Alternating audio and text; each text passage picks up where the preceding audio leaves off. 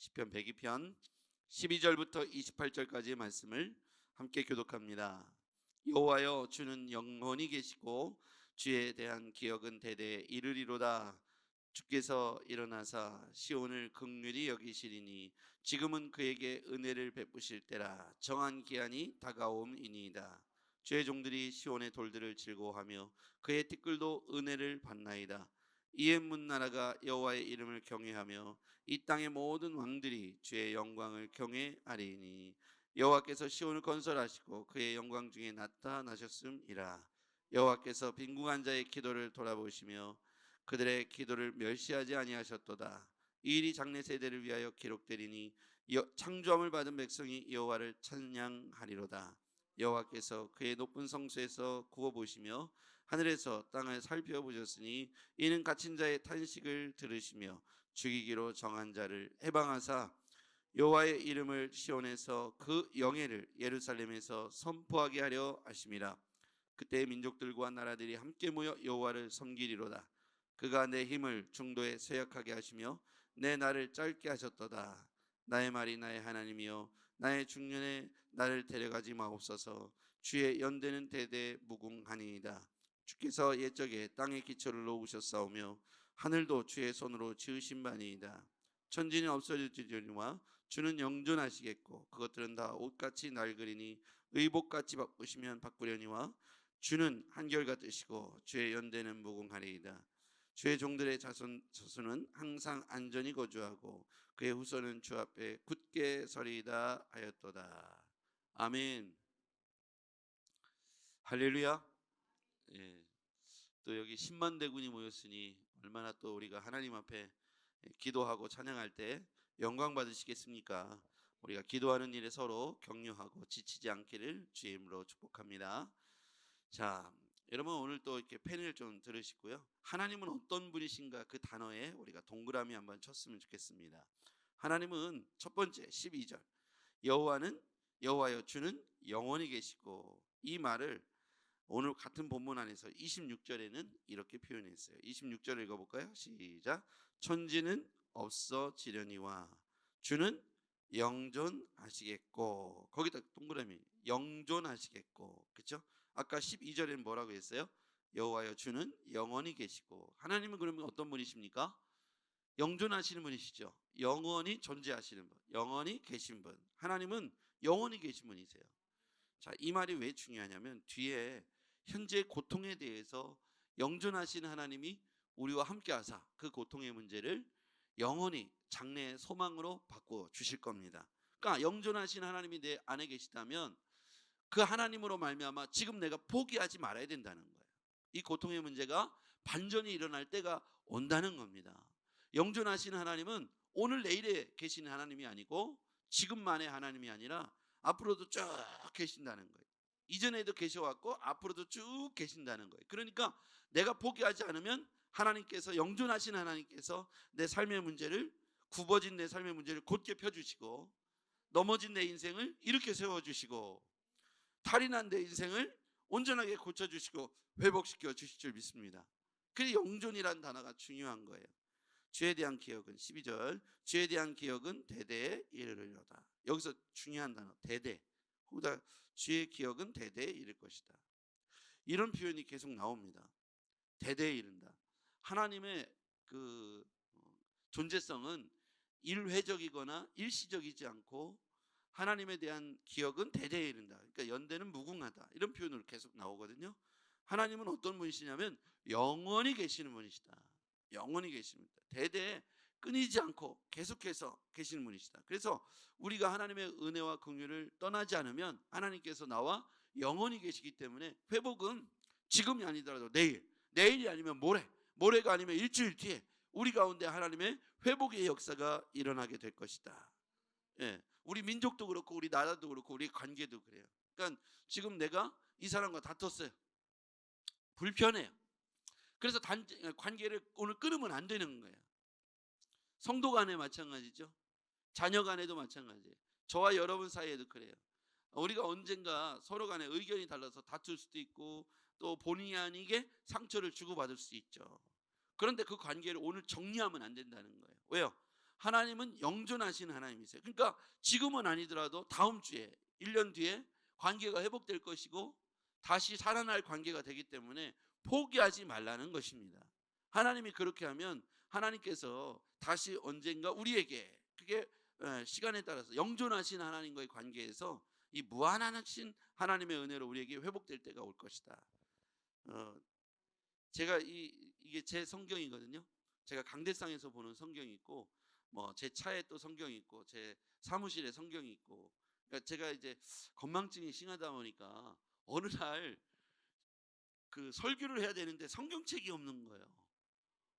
두고 온 거죠, 저 앞에다. 그러니까 이제 안 되겠다 싶어서 제가 가는 곳마다 성경을 둬요. 그래서 이거 성경은 제가 강대상에서만 쓰는 성경인데 이걸 사놓은 지가 10년이 됐어요.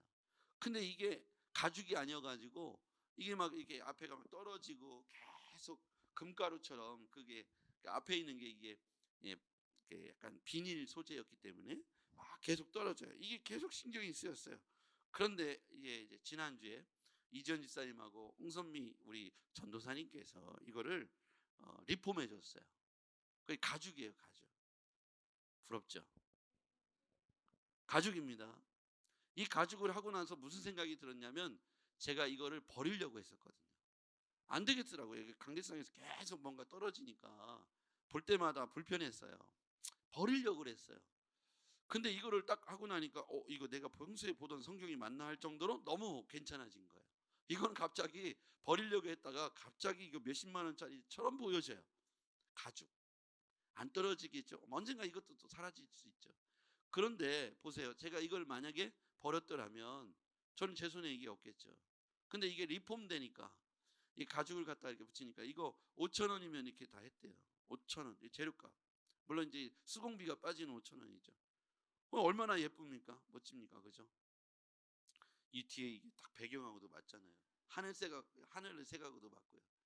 제가 이거를 이렇게 건축할 때 이 천정 색깔하고 이 강단 색깔하고 다 맞춘 거예요. 그 의자 색깔하고를 이렇게 밑에 바닥하고를 색감을 하나로 통일하려고 했던 겁니다. 근데 제가 빨간색하고 이 색하고 선택하라고 해서 무조건 이거죠. 색이 맞춰야 되니까. 제가 이렇게 세심한 남자입니다. 근데 제가 이걸 안 버리고 이걸 이렇게 리폼하기를 얼마나 잘했습니까? 하나님과의 관계, 우리 관계는 영존의 관계예요. 하나님은 영존하시는 분이시라고. 영원히 계시는 분이세요. 그러니까 내가 포기하지 않으면 그분과 다시 만날 거예요. 잘 기억하세요. 내가 내 스스로를 포기하지 않으면 끊지 않으면 모든 관계는 회복되게 돼 있어요. 왜냐하면 그분이 영존하시는데 그냥 영존하시는 게 아니고 우리 가운데 13절을 통해서 이렇게 말씀하세요. 시작. 주께서 일어나서 시온을 긍휼히 여기시리니 지금은 그에게 은혜를 베푸실 때라 정한 기한이 다가옴이니이다. 굉장히 중요한 얘기예요. 주께서 일어나서 시온을 긍휼히 여기신다. 이 시온은 뭐냐면 하나님과의 언약과 통치를 상징하는 장소예요. 하나님의 언약과 통치를 상징하는 장소가 시온이에요. 시온을 긍휼히 여기신다는 거예요. 그리고 지금은 그에게 은혜를 베푸실 때라 정한 기한이 다가옵니다. 지금 은혜의 때가 다가오고 있는데 내가 그것을 포기하고 은혜와 긍휼을 잊지 아니하시는 영존하시는 하나님을 내가 기억하지 못한다면 지금의 상황을 가지고 내가 결정한다는 거예요. 그러면 이걸 버려야겠죠. 그럼 이걸 버렸겠죠. 근데 이걸 버리지 않기를 잘한 게 하나님의 은혜로 덧입혀질 때가 온다는 거예요. 이게 리폼이죠. 우리는 본질상 주의 앞에 죄의 자녀입니다. 죄의 형질을 갖고 태어났어요. 그래서 누가 시키지 않아도 미워하고 시기하고 질투하는 마음을 가지고 상처를 주거나 상처를 받는 존재가 우리예요. 우리가 그렇게 생겨 먹었어요. 그래서 하나님의 은혜로 덧입혀지지 않는다면 우리는 폐기할 만한 인격을 갖고 있다는 거예요. 근데 영존하시는 하나님 앞에서 우리가 작년에는 괜찮았는데 올해는 내가 뭔가 이렇게 죄를 흘리고 다니는 거예요. 깨진 존재가 돼가지고 상처를 받아가지고 내 마음의 본질상 내 안에 상처가 막 우러나와가지고 상처를 주고 나도 상처를 받아서 관계가 틀어지고 어려워진 관계. 근데 하나님의 은혜로 덧입혀지니까 주의 긍휼과 은혜가 회복되어지고 베풀어지니까 괜찮은 인생으로 다시 세워지더라는 거예요. 그러므로 우리가 교회 안에서 관계를 포기하지 마시기를 바랍니다. 가정 안에서, 직장 안에서 관계를 포기하지 마시기를 바랍니다. 왜냐하면 우리가 신뢰한 하나님은 영존하시는 하나님이세요. 그러니까 그 영존하시는 하나님의 은혜 안에 있는 자녀들은 언젠가 하나님의 정한 때에, 오늘 성경이 말하죠. 하나님이 은혜를 베푸실 때라 정한 기한이 다가옵니다. 정한 때에 우리가 우리의 삶의 곡선이죠. 이렇게 곡선이 어느 날 만나는 지점이 온다는 거예요. 하나님의 은혜가 있고 내가 이렇게 곡선이잖아요. 내려갈 때가 있고 올라올 때가 있는데, 내려갈 때는 마치 하나님과 내가 멀어진 것 같고 하나님이 안 계신 것 같고 이 사람이 원수 같고 다시는 안 볼 것 같은데 내가 내려간 거죠. 상처를 받은 거죠. 근데 회복될 때가 오잖아요. 그래서 정한 기한이 오면 다시 만나는 때가 오는 거예요. 그래서 포기하지 말라는 거고, 하나님은 교회도 마찬가지예요. 교회도 이제 문 닫아야겠어. 전도가 안 돼. 힘들어. 그만 목회해야겠어. 라고 생각하지만 영존하시는 하나님은 은혜의 때를 준비하시고 시온을 회복할 때를 기다리고 계신다는 거예요. 그 하나님을 의지하고 열심히 하다 보면 다시 회복돼서 은혜를 경험하고 축제의 때가 올 줄 믿습니다. 하나님은 이렇게 우리 가운데 은혜를 회복하시고 긍휼을 베푸시는 분이시다. 하나님은 또 어떤 분이시냐? 자, 17절 말씀. 17절 시작. 여호와께서 빈궁한 자의 기도를 돌아보시며. 자, 하나님은 어떤 분이시냐면 돌아보시는 분이시다. 따라하겠습니다. 하나님은 나의 기도를 돌아보신다. 하나님은요 돌아보시는 분이세요. 하나님은 그 다음에 그들의 기도를 멸시하지 아니하셨도다. 하나님은 멸시하지 않으세요. 두서없는 기도도 멸시하지 않으십니다. 하나님은 기도를 잘하는 사람의 기도를 받는 게 아니라 기도하는 사람의 내용을 보시는 거죠. 그래서 멸시하지 않으신다는 거예요. 우리가 위로가 되지 않습니까? 여러분 기도 잘하십니까? 유창하게 잘할 수도 있지만 못하시는 분도 계실 거예요. 근데 하나님은 돌아보시고 멸시하지 않으신다니 우리가 소망을 갖고 기도하시길 바랍니다. 그 다음에요, 자 18절. 이 일이 장래 세대를 위하여 기억되리니 창조함을 받은 백성이 여호와를 찬양하리이다. 여기서 보면, 자 아까 12절의 키워드 중에 대대에 이르리로다. 여기는 18절에는 장래 세대를 위하여. 자, 그 다음에 또 하나님이 24절 매일 하반절에, 24절 하반절에 보면 연대는 대대에 무궁하니이다. 여기서도 보면 연대는 대대에 무궁. 자, 그 다음에요 27절 맨 끝에 주의 연대는 무궁하리이다. 주의 연대는 무궁하리이다. 이게 하나님의 속성이죠. 영존하신 하나님, 대대에 무궁하시고 장래 세대의 기억이 대대에. 자, 이렇게 이 시편 102편에 보면 계속 비슷한 단어가 반복되는데 이게 강조되는 거죠. 대대에 영원히. 그래서 하나님은요 지금 우리 세대뿐만 아니라 윗세대에서도, 지금의 내 세대에서도, 또 후대에도 하나님은 영존하신 하나님이시다. 대대에 장래에 소망을 주시는 하나님이시다. 이렇게 오늘 본문이 시편 기자를 통해서 강조하고 있는 것입니다. 하나님의 속성 가장 중요한 거, 영존하시는데 앞에서도 또 현재에서도 뒤에서도. 그래서 우리가 장래에 관한 소망을 품을 수 있는 건 현재가 소망스럽기 때문에 소망이 아니고 과거에도 지금도 대대에 무궁하시기 때문에 우리는 그 하나님에 대한 소망을 거둬들이면 안 된다는 거예요. 이해가 되시죠? 현재가 소망스럽기 때문이 아니라 과거, 현재, 미래에 영존하시고 대대에 무궁하신 하나님께 소망을 거둬들이면 안 된다는 거예요. 그 소망을 내가 결정하면 안 된다는 거고, 현재 보이는 일들로 그 소망을 결정하면 안 된다는 거예요. 영존하신 하나님은 내 눈에 다 보이지 않지만 후에도 계시고 무궁하실 것이기 때문에. 또 하나님은 어떤 분이시냐면 27절 주는 한결같으시고, 거기서 동그라미 치세요. 주는 어떤 분이시라고요? 한결같으시다. 이 한결같다는 속성이 주 안에 있다는 거예요.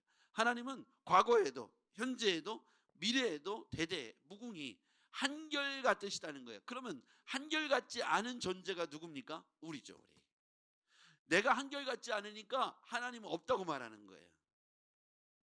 하나님은 그 자리에 계신데 내가 한결같지 않아서 변덕이 심하니까 그러니까 내가 볼 때 하나님은 한결같지 않은 거죠. 하나님은 한결같았는데 내가 한결같지 않았던 거죠. 시험에 들거나 상처를 받거나, 그래서 주에게 얼굴을 향하지 않고 등을 돌리거나, 얼굴을 다른 데로 향하고 있거나, 눈을 딴 데로 보고 있거나, 귀를 딴 데로 돌리고 있으니까 거기서 찾으려고 하니까 주가 없는 것처럼 한결같지 않다고 내가 착각하는 거예요. 주는 과거에도 지금도 한결같은 줄 믿습니다.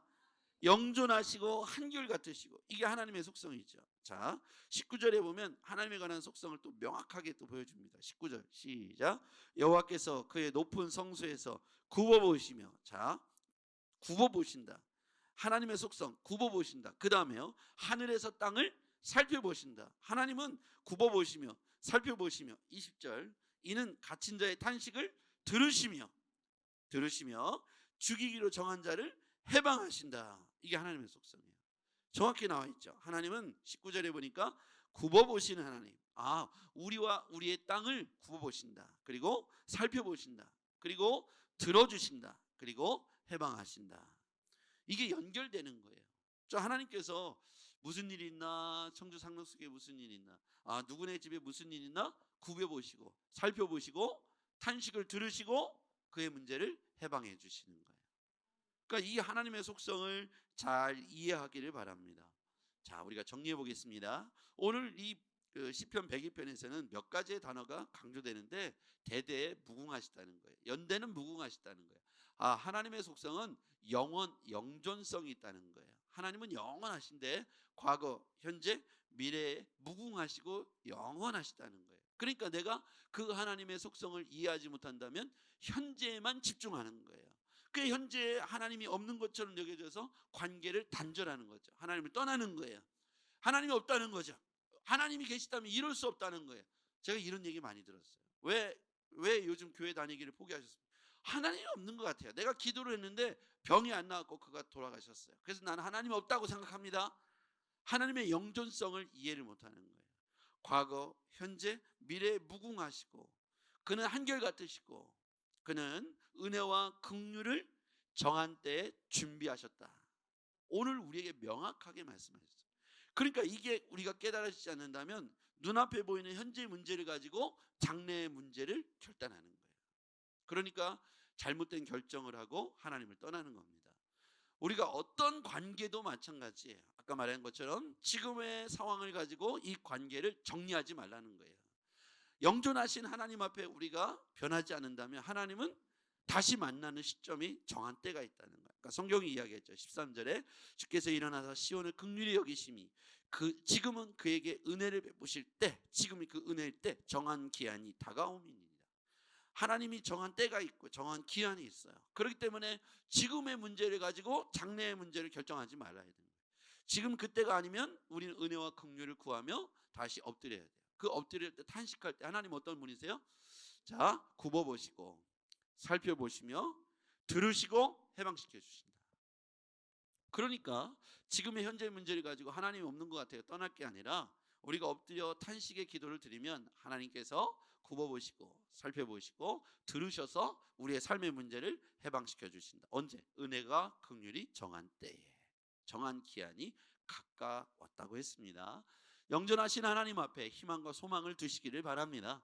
장래의 희망을 오늘의 상황으로 결정하고 끊지 말라는 거고요.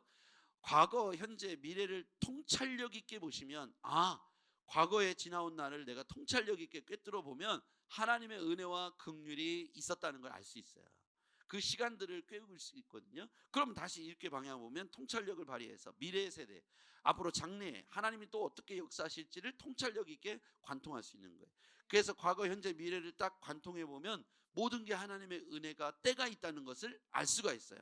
그 은혜의 때를 오늘의 상황들로 인한 은혜의 때를 무시하면 안 되고, 그 은혜의 때를 믿음으로 기도하고 선포하고 바라보면 하나님께서 어떻게 해요? 자, 굽어보시고 그리고 살펴보시고 그리고 들으시고 해방시켜 주시겠다고 말씀하세요. 그분은 어떤 분이시라고 했어요? 영존하시고 한결같으신 분이라고 했습니다. 은혜와 긍휼을 때를 준비하시는 하나님이라고 했습니다. 그러니까 한결같으신 하나님께서 과거, 현재, 미래에 내게 한결같이 임재하시고 또 도우시고 굽어보시고 살펴보시고 들으시고 해방시켜 주셨던 것을 기억하시고, 여러분의 현재 문제를 가지고 그분 앞에 엎드려 탄식의 기도를 드리시길 바랍니다. 기도하겠습니다. 전능하신 아버지 하나님, 오늘 하나님께서 장차 우리에게 시온을 회복하시고 은혜의 때를 주실 줄 믿습니다. 하나님, 여호와를 경외하고 여호와 앞에 정말 눈물로 기도하는 자들의 탄식을 들어 주시옵소서. 높은 성소에서 굽어보시고 하늘에서 땅을 살펴보시고 갇힌 자의 탄식을 들어주시며 죽이기로 정한 자를 해방시켜 주셨다고 말씀하심을 우리가 기억하게 하여 주시옵소서. 주의 연대는 무궁합니다. 영존하시고 한결같으신 아버지 하나님, 주의 종들을, 주의 백성들을 다시금 회복시켜 주시옵소서. 시온의 때가 장차 저들에게 임하게 도와 주시옵소서. 예수님의 이름으로 기도했습니다. 아멘.